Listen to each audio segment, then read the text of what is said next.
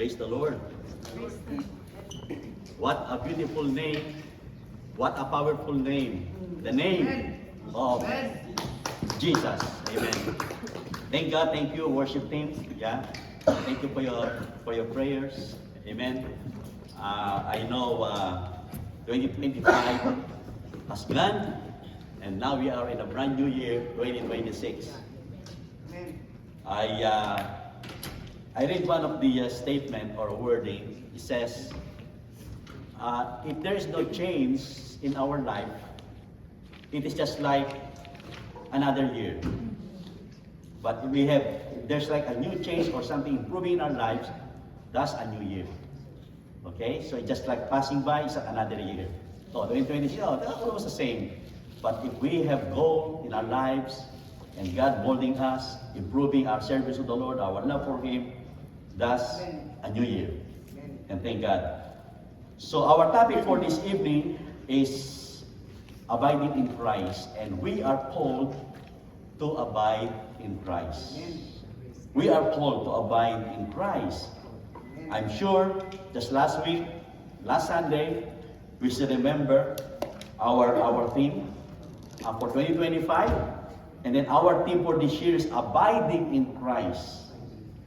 This year, 2026, abiding in Christ. It means, says, I am the vine, you are the branches. He who abides in me and I in him bear much fruit. So it means a very good thing for this year. If we want to bear much fruit, we must abide in Christ. Of course, last year, stand firm in your faith. It says, if you do not stand firm in your faith, you will not stand at all. That indeed, we cannot stand firm in our faith if we are not abiding in Christ. And that is true. And this morning, I preach and I'm busy, I focus on Jesus. But today, this morning or this evening, we are talking about abiding, and we are called to abide in Christ. Abide is a word that don't often use. We know what it means, but we still don't understand how it relates to our Christian walk. In Tagalog, manatili. The very idea of being the body of Christ tells us that we abide in Christ because the word abide means to connect with or to live in. And so important for the believers to abide in Christ.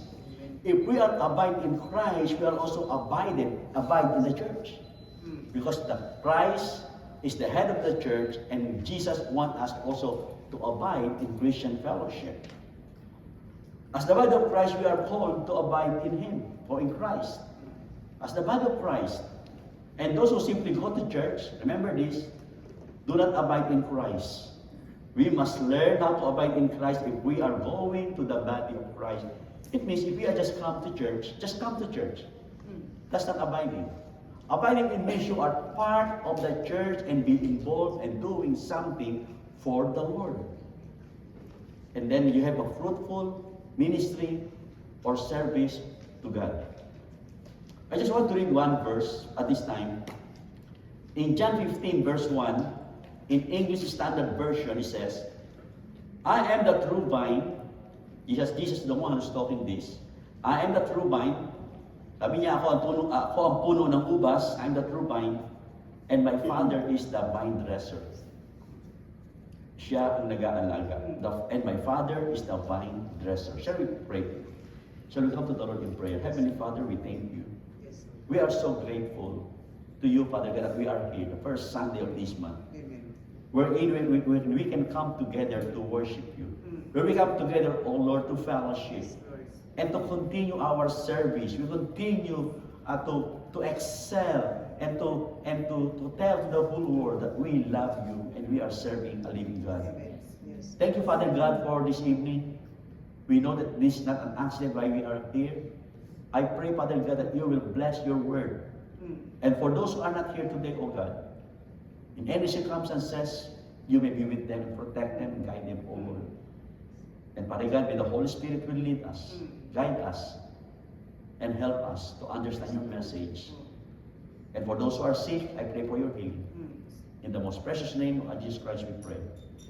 Amen and amen. Amen. If you will look the illustration or the illustration of the vine and the branches in our text, this is a powerful illustration about Jesus being the vine and God being the vine dresser, and we are the branches. As we work through this text, we see that we are the branches, the believers, the disciples. If you will read the context of John chapter 15, his audience are talking directly to his disciple. Jesus is talking to his disciple. Jesus says that a branch abides in the vine or is connected to the vine. So his disciples are connected to him.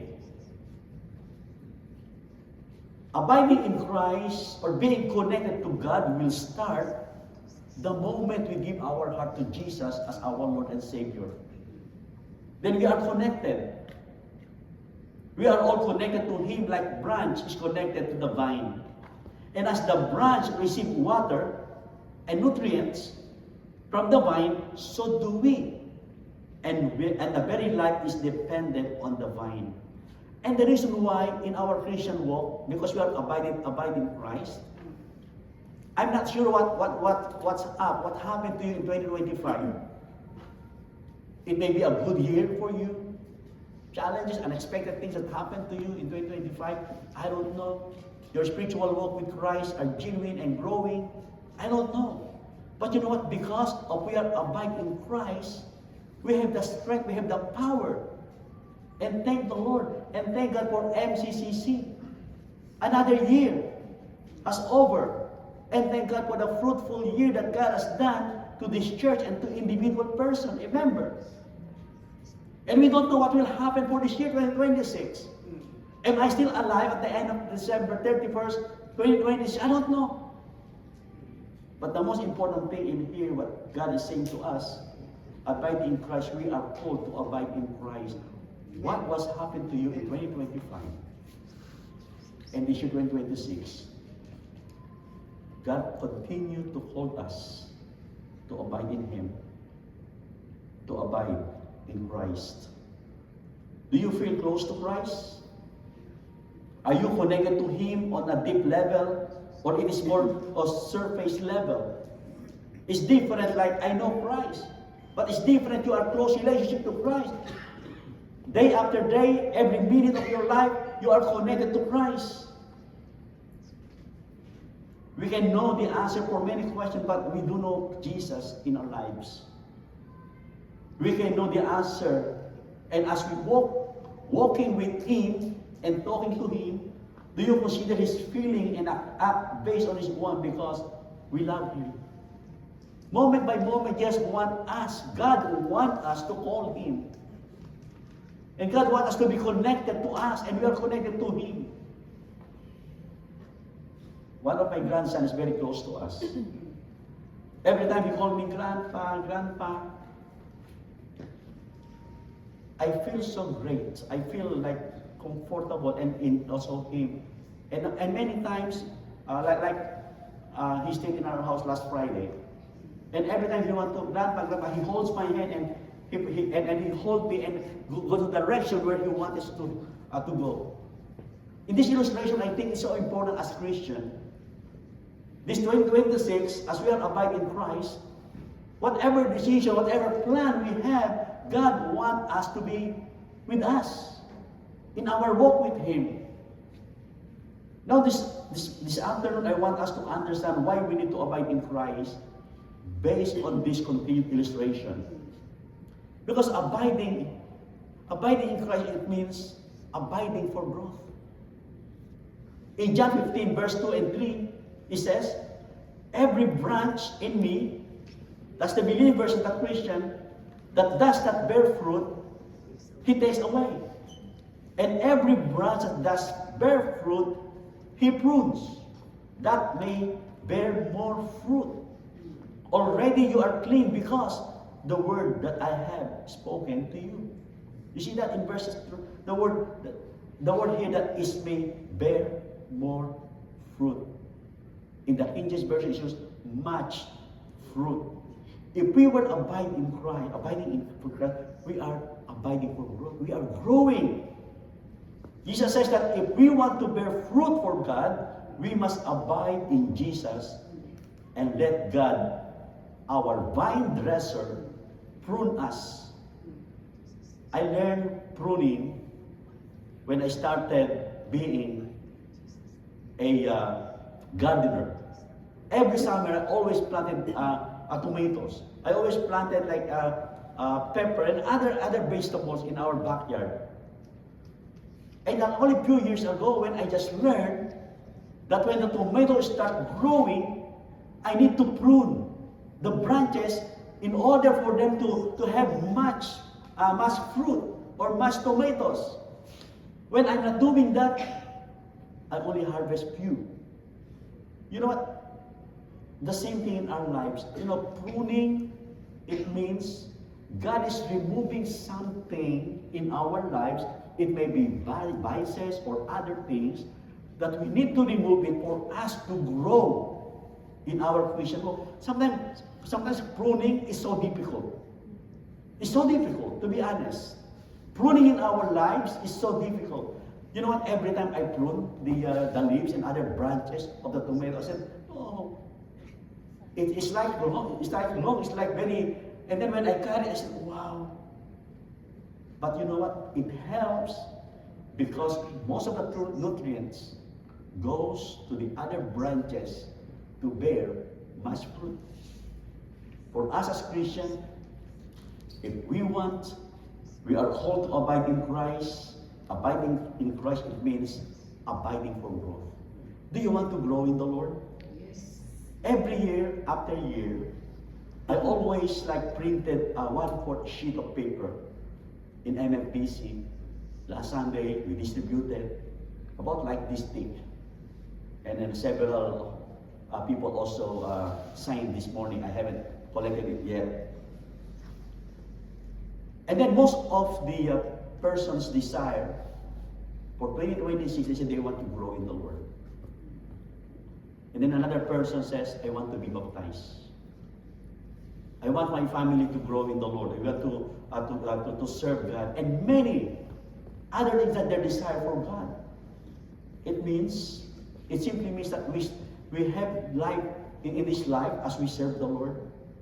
Jesus said, if we want to bear much fruit, we must abide in Jesus and let God, our vine dresser, and prune us. Even abiding in Jesus doesn't mean we are free from pain or suffering.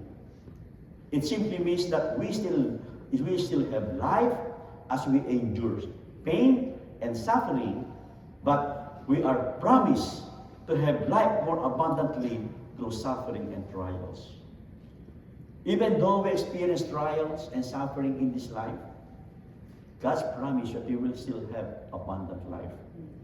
And He will bless us if our life abides in Jesus. And secondly, look at in verse 4 and 5.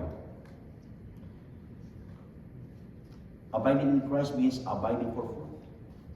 Abiding for fruit. In verse 4 and 5, abide in me and I in you, mutual. As the branch cannot bear fruit by itself unless it abides in the vines, neither can you unless you abide in me. And in verse 5, he said, I am the vine, you are the branches. Whoever abides in me and I in him, it is that bear much fruit, for apart from me, you can do nothing. You notice that in verse 4? That a branch cannot bear fruit by itself. We cannot bear fruit if we are apart from Jesus. When we serve God. Can you imagine that? Imagine cutting a branch off of a grapevine and it continues to grow grapes. That's what we imagine when we think we can produce fruit without Jesus. It is not real. So often we believe that we have to figure everything out for ourselves. We can learn to say the only way we will ever bear fruits if we abide in Jesus. We need to abide in Jesus if we want to bear much fruit. What are those fruit that we will have? You will have a happy life, abundant life. You can win more souls because you love Jesus and you love all the lost souls, and God will give you the heart to share the gospel. And you will have the heart to serve Him. What even is like -10 or -20, you come to the fellowship. You have the desire to attend the Bible study. And you want to see your fellow Christians. And what's the abiding fruit? That's the fruit. The same like the fruit of the Holy Spirit that we will have in the book of Galatians. So if we abide in Christ, we are abiding for growth, we are abiding for fruit. And also, failing to abide in Christ, look at in verse 16, failing to abide in Christ. Look at in verse 6. If anyone does not abide in me, he thrown away like a branch and withers. And the branch are gathered, thrown into the fire, and burned. There is also a sense that survival depends on abiding in Jesus. If we want spiritual nourishment, we need to remain connected to the vine. Those who are disconnected dry out and die. They cannot survive without the vine, most certainly won't produce fruit. We are not talking about salvation here. Because the context here is about fruit. Because there's a wrong interpretation about this. If you are not bear much fruit or bear fruit, and then even though you're a Christian, you will lose your salvation. Okay? That's not the context of this passage. Because you can easily like go on the other side of this wow. Those who the branches said will throw into the fire. Oh, that's hell. Oh, they are burned. This is like an illustration what will happen. That's very normal. Our connection to Jesus is vital for our spiritual life. Believing that drive us to abide in Jesus. Amen. We believe the eternal security. We believe the eternal salvation. Once you are saved forever. And what Jesus is talking to the disciples here, if you will not continue, all your works are not, you will not have a fruitful life if you will not abide in me. This means that we must never lose sight of our reliance on Jesus. We always rely on Jesus. If we not, say, for example, like a worship team, thank God for the worship team. If they will rely on their talent, on their good voice, can you imagine that? That there will be no loss of fruit coming out. A fruitful that serve the Lord. Have you ever considered salvation primarily dependent on the effort or abilities to save salvation and even our service? We abide Him because we rely on Him. Amen. I rely on God that I will reach December 31st, 2026, and continue serving the Lord. Amen. And that may be your heart's desire as well. And we don't want anyone here to falling away in their faith. And that's why the Bible tells us, let us encourage and build up one another.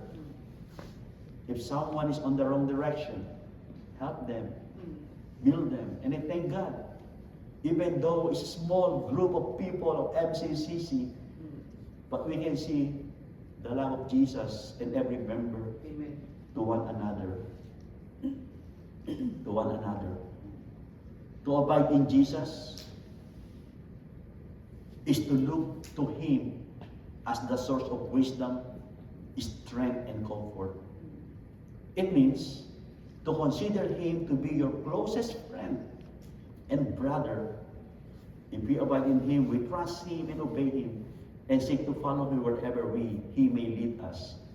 That is abiding in Christ. How many of you have a very close friend? All of us, right? When you have a close friend, you are comfortable. You have trust to say whatever you want, even those sensitive areas of your life, even secret, because you trust. That's what Jesus wants us to do. If we abide in Christ, look for Him, the source of wisdom and strength and comfort. And many times people will say, Pastor, can you please for us only, it's only two of us, please. And I said, count on me, that my prayer and my help is for you. You may ask, how does that work? In verse 7 and 8. Look at here in verse 7 and 8. If we abide in Christ with His words. We must abide with His words. When we abide in Christ, we are also abide in His words. He said, if you abide in me, and my words abide in you, but it says, ask whatever you wish. It will be done for you. Do you have wish for 2026? He said, by this, my Father is glorified, that you bear much fruit and so prove to be my disciples. What a beautiful passage. But there's like a condition. We must abide in His Word. Abide in the Word of God. We can abide in the Word of God when we study our own Bible study. When we attend the Bible study. When we attend the preaching. And nowadays, it's not hard for us to listen to the Word of God, like radio program, television program, even in social media. We can feed our soul through Christ. It means we are abide with His words. This verse is long. If you will see this verse, you can interpret like this. It's like a blank check. You know, blank check. But He talked to His disciples about bearing fruit.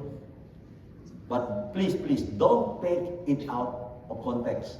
He says that abiding in Jesus opened the door for disciples to be heard when they pray about bearing fruit. And God wants us to bear fruit. That's God's desire. He is working on our behalf to help us bear fruit, but He expects us to do something to abide in Him. Of course, our desire, we as parents, now we are just two in our house, because our two children, Nathan and Hannah, they have their own family. Of course, our desire for them is to have a fruitful life, to have a happy life with their children. I believe in all my heart the same thing with all the parents here. And the same God, how much more our God, He wants our lives to be blessed and to be have a fruitful life and to be abide in His words. Yes, tell His disciples, if you abide in me and my words abide in you. This describes how the apostle were abide in Christ if he abides in them. They must believe and follow the concept that He has taught to them. Not just like hearing the word, but also doing the word. They can ask whatever they wish. That's what the word says. Then they will bear much fruit. God will be glorified and they will prove to be Jesus' disciples. It's so important. The Word of God in our life, if we want to be more fruitful. Because the Bible is, the Word of God is a living, is like a food of our soul. And also light our ways and as a lamp into our feet.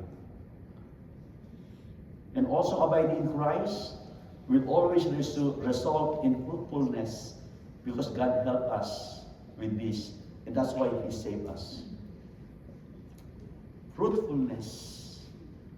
What are those fruits that you bear? 2025. What are those fruits? Can you imagine a Christian hearing the word of Christ, refusing to make them part of his life? Wouldn't that be a bad situation? I heard this, but don't want to follow. It is unfortunate when we read the verse and then failures to abide in Christ and bear fruit is a catastrophic result. And God wants us to abide in His words. So how many hours do you study the Word of God? How do you how do you apply the Word of God in your life? You know what? Studying the Word of God like this. We are studying the Word here. And then after the message, what have I learned? Do you attend the Bible study? What have I learned? And through that learning, it means also we are growing. We are putting this into practice in our life. And that's why abiding in Christ is so important in the aspect of our Christian walk. You can see those believers. They grow very slowly, or sometimes they're not growing spiritually. Sometimes they blame the church. Sometimes they blame other people. You know what? The most important thing is us. The people of God, as Christians, as followers of Jesus, when we hear the word, we need to practice and to apply this into our life. You will see the difference. If you will, when you learn, when you hear, and then you practice it. And then last and number 5. To abide in Christ, abide in love. Wow, enjoy. Look at 9:11, verse 9, it says 9-11. John 15:9-11. As the Father has loved me, amen, so I have loved you. Yes, the one again is talking here. And abide in my love. If you keep my commandments, you will abide in my love. Just as I have kept my Father's commandments and abide in his love. Like by verse, right? And the Father and the Lord Jesus Christ. These things I have spoken to you, that my joy may be in you, that your joy may be full. When we abide in Christ, can you imagine that? There's like the fruit of love and joy in our life. No one can buy joy. We can buy happiness. I can say, okay, next week, come to our house. I will prepare a lot of food with lechon. We were all happy. But after the party, it's over. But joy, even though you are alone, even though you are experiencing issue or problem in your life, challenges, you still have joy. You still like in the center of perfect will of God. So abiding in joy, the problem with abiding in Christ is that it takes a lot of trust. It is not easy to give yourself over to someone. But because He is your Savior, He gave your life to Jesus, we can easily to abide in His love and to give our life to Him. For example, like in marriage, right? You will say, oh, this is my only life. I don't know about giving it to someone else. Like in marriage, if you really love one, and that's why, in marriage, during the wedding ceremony, you give your own vows before God and to each other. Because you trust and you love each other and you want to have a joyful life as husband and wife. The same thing in Christian life. It is something so, sometimes when we talk about giving our life to God, sometimes it's easy because you need to surrender everything. The same thing in marriage, the same thing in relationship. Because abiding in Christ means trust in Him is to extend. You see, Jesus gives us every reason to abide in Him. He gives all the reason to abide in Him because we know He is our Savior. Because the disciples are promised that they will always receive the love of Jesus so long as they keep His commandment. The same we as Christians. God's promise to us is always abide us if we will keep His commandment. As Christ teaches it, pursuing a righteous and obedient life bring them love and joy unlike anything else that they will ever know. Can you imagine that? You experience the love of God. If you are abiding in Christ, you experience the joy that you can also share to other people. Thank God for this passage. A good reminder for each one of us the importance of abiding in Christ. And the final thought for this ponder this message. As the body of Christ, it means Christians, we are called to abide Christ. God wants us to have a close, His God's desire. In this illustration of John chapter 15, God wants us to have a close, personal, intimate relationship with Christ. That's what God wants us to have. He wants us to rely on Jesus to give us wisdom, strength, and comfort. And He wants us to look to Him for help maintaining our spiritual nourishment and bearing fruit. God wants us to give everything to God. Everything to God in year 2026. And this, it means, in this text, in this message, this gives us confidence that when Jesus comes, we will be loved and accepted. When we fail to abide in Christ, we feel useless and unproductive. But when we rely on ourselves, we lose the power. We lose the love, joy, and peace that God wants to provide for us. And slowly to dry up. Because we are disconnected. We are to dry up spiritually, becoming less pure and less righteous. And we start to abide in the Word.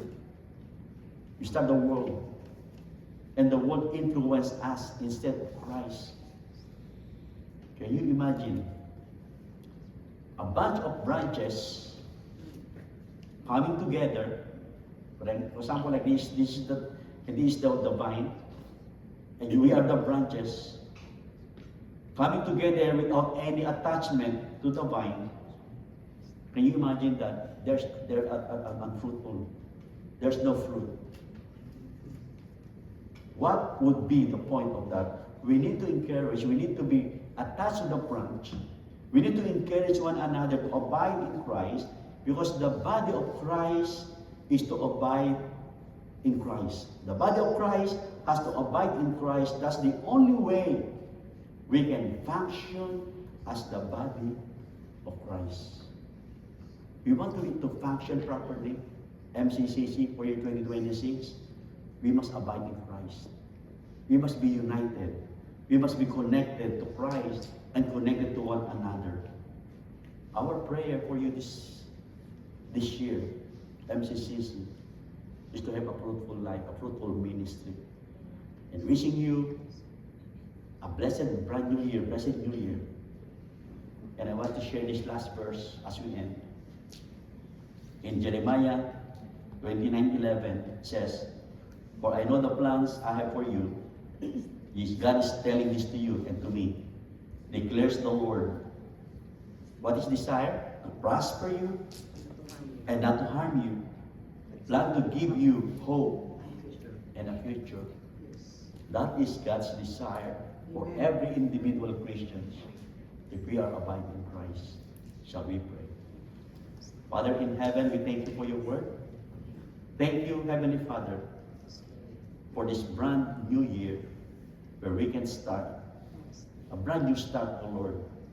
Renew our spiritual life, our service to you, our love for one another, and even to strengthen our faith, O Lord. Thank you for 2025. Thank you for all the wonderful things that you have done. And now we are looking forward for this year that you will be doing wonderful things in this church and every individual life. Father God, help us to abide in Jesus. This is our prayer. In Jesus' name we pray. Amen. Amen. Thank you all, and God bless.